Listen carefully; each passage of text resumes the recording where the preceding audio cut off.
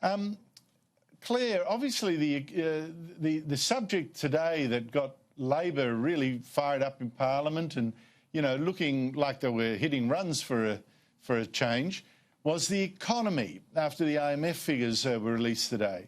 Now, how do we read this? I mean, obviously Labor's making the most of it, but is the economy really in trouble or is it not too bad?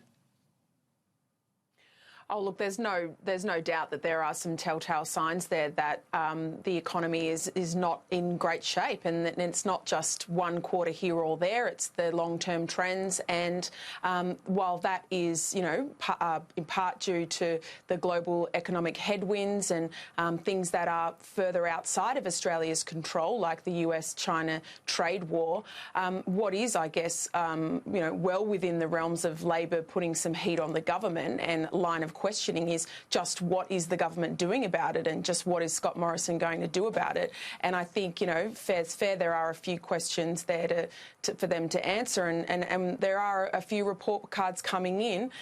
One most poignantly on this is that the tax cuts that Scott Morrison claimed was his answer to all of our major economic questions have not flowed through and provided the economic stimulus that certainly he would have liked them to and herald them in as yet. I think that's right. I think of delivering.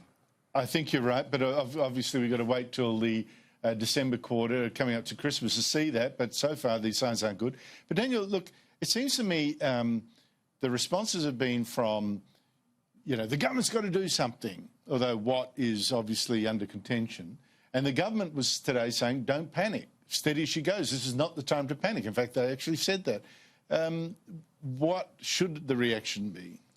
Well, I think there are challenges, Andrew. The first thing to say is we definitely dodged a bullet with Labor not winning with their $200 billion tax hike, the 45% emissions target. So things would they'd be much worse, Andrew. So things are a lot better than they otherwise would be. But there are challenges. The main problem we have is we've got Treasury, the Reserve Bank, saying that we need to have more consumption-led growth. So they want to cut rates so people borrow more and spend more. But that's not how you generate long-term economic growth. The only way you do that is by expanding the ability of the economy to generate wealth. That is a supply-side issue, not a demand-side issue. Which means reform. It means reform. That gets to your point, Andrew. What do they do? Well, it is the bread-and-butter issues that have had success under Trump, under Reagan previously, which is to cut the corporate tax rate. It is far too high in terms of getting international investment into Australia, reducing regulation and red tape. So we've seen the issue with dams. As an example, one of the reasons we can't build more dams is because of all the environmental red tape and green tape that we've got, and to liberalise our domestic energy sector to get electricity prices down. This is bread and butter stuff, Andrew, but it's what needs to happen. But it takes a lot more daring, I think, that the government feels capable of summoning up at the moment. Claire, I have to say I was a little concerned to hear Anthony Albanese, the Labor leader today, recalling the advice that Kevin Rudd followed, which was, you know, spend a lot, spend it urgently, spend it now, go households, which Labor overdid at the time. I think even some Labor people think, well, the first tranche of that spending was good, the second one probably too much, and we're in debt now. The reason that I'm worried about it is we can't do the same again because the budget is still in red. And we've now got a whole mountain of debt that we didn't have when Labor started that spending spree. Is that all Labor's got at the moment in the kit bag, spending?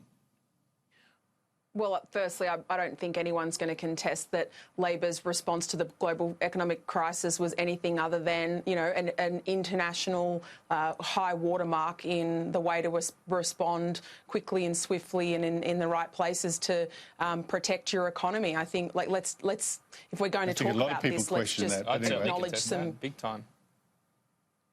Okay, well... No, you might be right. You might be right, you know, argue that case, but I'm saying is a lot of people contest that.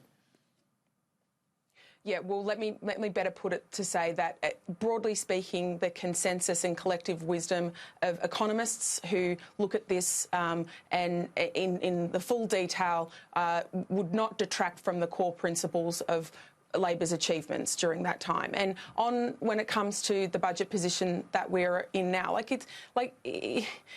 it was under Howard and Costello were fundamentally the highest taxing government in Australia's history. And secondly, if we had implemented Labor's reforms, just to touch on this briefly, that they took to the election, then we would see long-term structural reform to the budget, to your exact point. So I think, like, we're all working in the Australia's interest. I think, you know, there are, of course, some points that I can concede that the Liberal Party get right, and of course, but my question was specifically, there was a lot of learnings in there. But I don't think just dismissing. My question was specifically on the spend. Yeah.